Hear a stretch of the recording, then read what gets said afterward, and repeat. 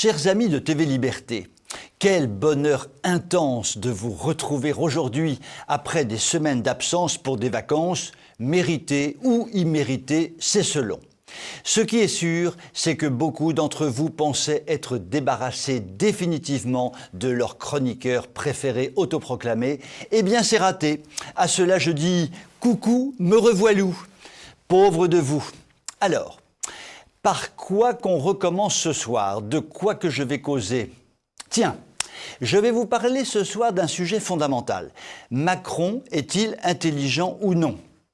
Cet été, j'avoue avoir eu des conversations compliquées avec des gens qui m'affirmaient que le Macronor ne pouvait être qu'intelligent puisqu'il avait été élu président de la République. Pour être élu président de la République, il faudrait donc nécessairement être intelligent. Diantre, Macronor intelligent? Macronor intelligent, mais enfin cela se saurait. D'ailleurs, tante Gertrude, ma conseillère politique préférée, m'avait indiqué tout de go, il y a quelques mois, que le Macron était bête à manger du foin. Je l'ai donc appelé il y a quelques jours et lui ai posé une question simple. Macronor est-il intelligent ou est-il bête à manger du foin? À propos de ma tata, j'ai rencontré hier matin une belle dame, fidèle téléspectatrice de TV Liberté, qui m'a dit être une grande admiratrice de tante Gertrude. J'ai donc raconté hier soir cette anecdote à tante Gertrude, qui a été très touchée et m'a demandé de remercier cette téléspectatrice. Voilà qui est fait. Je reviens à la question posée à la tata. Macronor est-il intelligent ou est-il bête à manger du foin? La réponse ne s'est pas fait attendre. Mon petit gars, qu'elle m'a dit la tantinette, pour sûr que le Macronor n'est pas bien malin, mais qu'il est simplement un grand manipulateur devant l'Éternel, qui le lui fera sûrement payer le jour de sa mort. Il risque d'y avoir une odeur de soufre macronique.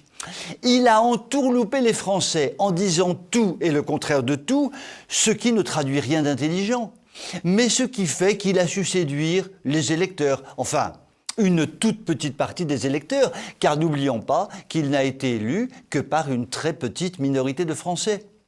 Tous les psychologues le savent, le manipulateur semble apparemment intelligent, puisqu'il sait séduire toutes ses victimes. En réalité, un manipulateur est un gros pervers, un gros cochon halal, mais il est plus ou moins apprécié par ses victimes, puisqu'il dit tout et le contraire de tout.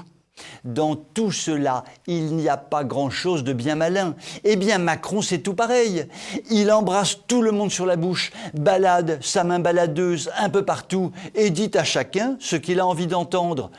Du coup, les gens font semblant de le trouver intelligent. Enfin, seulement semblant, parce que regardez, en Algérie, il a tout donné, il a tout dit en faveur des Algériens, et pourtant, il s'est fait siffler comme jamais dans son dernier voyage. Donc, c'est vraiment intelligent d'agir comme ça. Pour moi, m'a dit tante Gertrude, Macronor a l'intelligence du ver de terre écrasé par un tracteur agricole. Et tante Gertrude a raccroché d'un seul coup.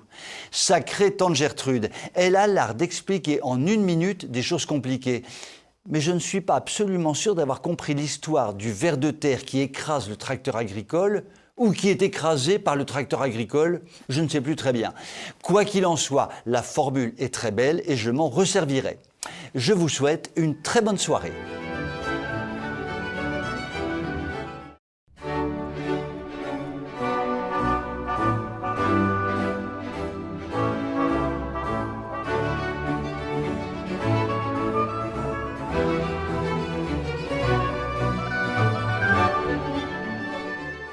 Si l'on est emprisonné à Fresnes, l'on peut, par exemple, avoir commis des petits viols par-ci par-là, ou des petits homicides par-ci par-là, ou des violences diverses et avariées par-ci par-là, et tant d'autres choses encore par-ci par-là. En bref, l'on fait partie d'une population majoritairement d'origine immigrée et l'on fait donc partie d'une population qui est une chance pour la France, comme nous le savons tous. Il est donc prioritaire de choyer par tous les moyens cette population, puisqu'elle est une chance pour la France, comme nous le savons tous. Elle le mérite, quoi, quand même. Alors, que cette prison ait été récemment transformée en Disneyland pour que les chances pour la France connaissent un moment de bonheur intense, quoi de plus normal, quoi de plus évident, comment peut-on s'en offusquer ? Pour s'en offusquer, il faut vraiment avoir un cœur de pierre, pierre qui roule n'amasse pas mousse, un cœur dur comme du bois du pin des Landes, s'il en reste, ou peut-être même, faut-il, ne pas avoir de cœur du tout. Vous rendez-vous compte, vous violez votre voisine, vous êtes incarcéré à Fresnes et vous pouvez faire du karting en veux-tu, en voilà. Vous égorgez un franchouillard, vous êtes incarcéré à Fresnes et vous pouvez plonger dans la piscine installée à cet effet. Vous défoncez à coups de poing un malheureux policier, vous êtes incarcéré à Fresnes et l'on vous offre des jeux en équipe dans lesquels vos adversaires sont vos gardiens. Désolé, mais c'est un grand bonheur bien mérité de vivre de pareils moments lorsque l'on est incarcéré à Fresnes. Il paraît d'ailleurs qu'un prisonnier sorti tout récemment de la prison de Fresnes a écrit un très beau poème en plagiant notre merveilleux Joachim du Bellay. Quand reverrai-je hélas de ma prison dorée fumer ma fête aimée? Et en quelle saison reverrai-je le clos de ma pauvre prison qui m'est une province et encore davantage? À titre personnel, j'ai trouvé très beau cet attachement de ce prisonnier à sa prison, devenu lieu de fête grâce à l'action quasi miraculeuse de la Macronie en marche. Je suggère qu'une suite soit donnée à cette journée festive car les prisonniers le méritent. Il faudrait qu'ils soient tous transportés en hélicoptère à Brégançon et que soit organisé un concours de jet ski dans lequel excelle manifestement Macronor. D'ailleurs, disons-le, les Français ont particulièrement apprécié cette escapade présidentielle au moment où la France brûlait, au moment où la canicule écrasait la population, au moment où le nombre d'homicides explosait. S'il est trop compliqué d'organiser ce concours de jet ski à Brégançon avec tous les prisonniers de Fresnes, l'autre solution est de réorganiser à Fresnes un concours de karting, que l'on y invite Macronor Foldingor et que l'on profite de sa présence dans cette prison pour qu'on l'y enferme définitivement. Avec ou sans maman Bricheton, c'est égal. Décidément, les vacances ont rendu le CNER très productif. Je vous souhaite une très bonne soirée.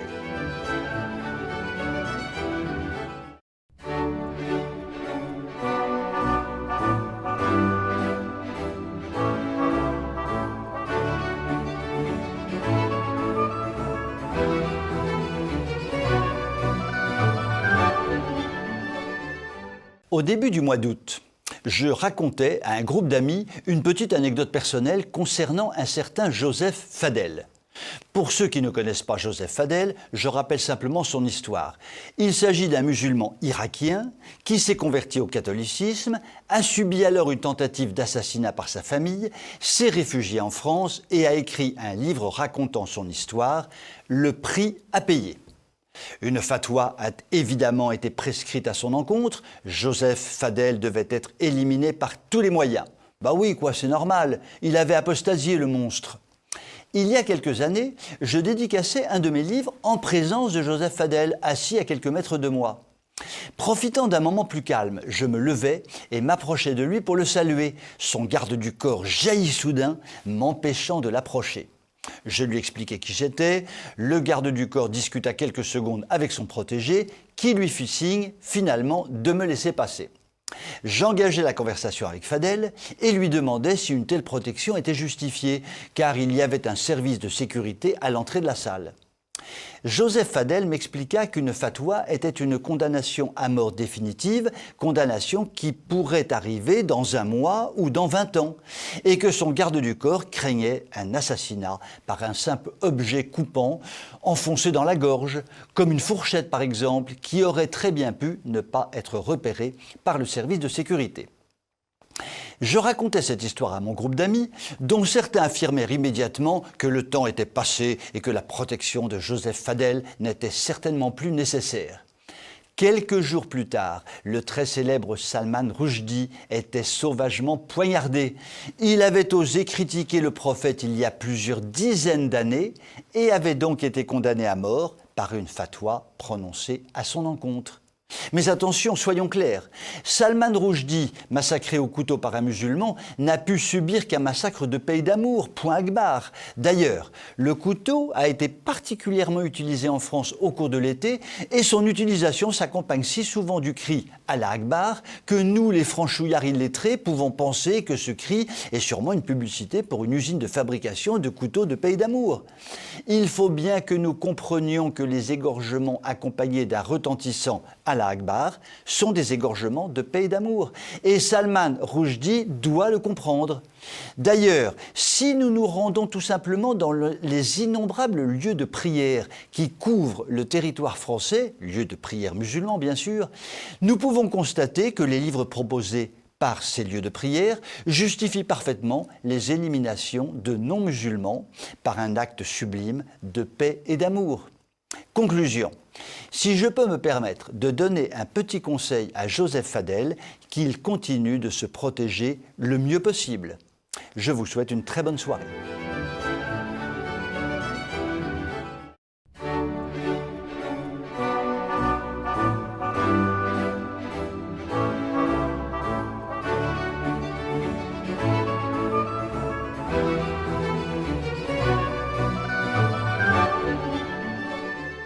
Après sa prestation remarquée en jet ski, visant à prouver que lorsque la France était écrasée par la canicule et brûlée un peu partout, l'on pouvait s'amuser bien au frais, Macronor s'est vendu d'une interview sur la servile chaîne de télévision BFM TV, propriétaire du pot à Manuchon, le sulfureux Draghi. Et nous avons appris, lors de cette interview, que le temps de l'insouciance était désormais derrière nous. Ben oui quoi, maintenant c'est le temps des soucis pour tous. En écoutant cette émission, je me suis dit que le génial Macronor Covidor Exterminator était un mélange d'Einstein, d'Aristote, de Pasteur, de Poincaré, de Napoléon, de Lochner, de Louis XIV, de Charlemagne et de tant d'autres. Car sa pensée est vraiment prodigieuse. C'est vrai, madame, oui quoi, nous vivons depuis des dizaines d'années dans une insouciance totale. Regardez. La danse des gilets jaunes sur les ronds-points de France ou dans les centres des grandes villes était totalement insouciante et les nombreux blessés par les forces de l'ordre le furent dans l'insouciance. La grosse moitié des Français qui a du mal à boucler son budget de fin de mois vit dans l'insouciance la plus totale et regarde son compte en banque se vider tous les jours un peu plus dans l'insouciance la plus totale. C'est vrai quoi, non mais... Et les Français, agressés, poignardés, étranglés, violés en grand nombre depuis quelques mois, vivent leur agression, leur attaque au couteau, leur étranglement ou leur viol, dans l'insouciance la plus totale, évidemment. Et les 1500 quartiers peu fréquentables, car aux mains de la population immigrée, les 2500 lieux de prière musulmans, qui sont pour un grand nombre d'entre eux des centres de djihad, des pans entiers de centres-villes de province ou de villages désormais aux mains du fondamentalisme musulman. Mais tout cela s'est passé jusqu'à fin août 2022 dans l'insouciance la plus totale. Et les prêts à intérêt pratiquement nuls, parce que les financiers européens faisaient fonctionner à tire-larigot la planche à billets et ont déversé sur les Français pendant des années des tonnes et des tonnes de fausses monnaies avec joie et insouciance pour tous. Et la destruction de nos armées, méthodiquement menée depuis un demi-siècle, s'est évidemment réalisée dans l'insouciance la plus complète de tous. Je pourrais prolonger cette liste interminable jusqu'à la Saint-Glinglin. Mais maintenant, ça va soucier et encore soucier pour Surdamoui. La seule toute petite chose qu'oublie de dire Macronor Stupidor, c'est que cette insouciance n'a été que la sienne et celle de ses soutiens et qu'il a gouverné la France pendant 5 ans comme il a piloté son jet ski pendant l'été, c'est-à-dire qu'il s'est amusé comme un fou pendant que les Français, dans leur immense majorité, souffraient dur. En fait, Macronor me fait terriblement penser au dramatique Chamberlain de la fin des années 30. Ce crétin patenté, au sourire stupide, ne faisait que de la communication et refusait obstinément d'agir en chef d'État. D'où Munich, puis la guerre, rien que ça. Macronor Stupidor, ce crétin patenté au sourire stupide, ne fait que de la communication et refuse obstinément d'agir en chef d'État. Comme Chamberlain, il n'est pas impossible que ses jours à la tête de l'État commencent à être comptés, car ceux de Chamberlain, à l'époque, furent vraiment comptés. Je vous souhaite une très bonne soirée.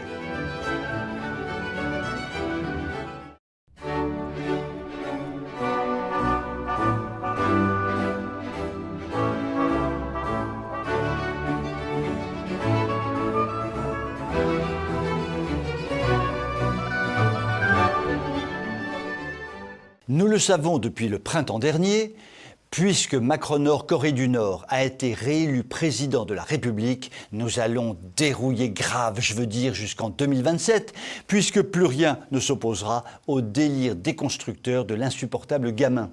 Et donc, concernant les éoliennes, nous allons dérouiller grave, je veux dire, puisque tout va être fait pour couvrir notre belle terre de France de ces horribles machines anti-écologiques, horriblement coûteuses, très profitables pour certains, totalement inutiles, grandes responsables de la situation calamiteuse d'EDF, mais aussi de la décrépitude de la filière nucléaire.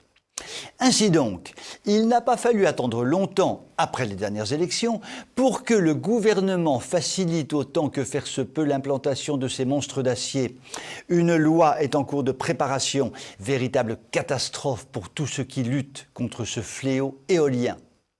De quoi qu'elle cause, cette fameuse loi ? Tout simplement qu'il ne soit plus possible d'attaquer en justice des projets d'implantation de ces machines diaboliques. Tout simplement. Et que la destruction d'espèces protégées soit désormais possible. Tout simplement.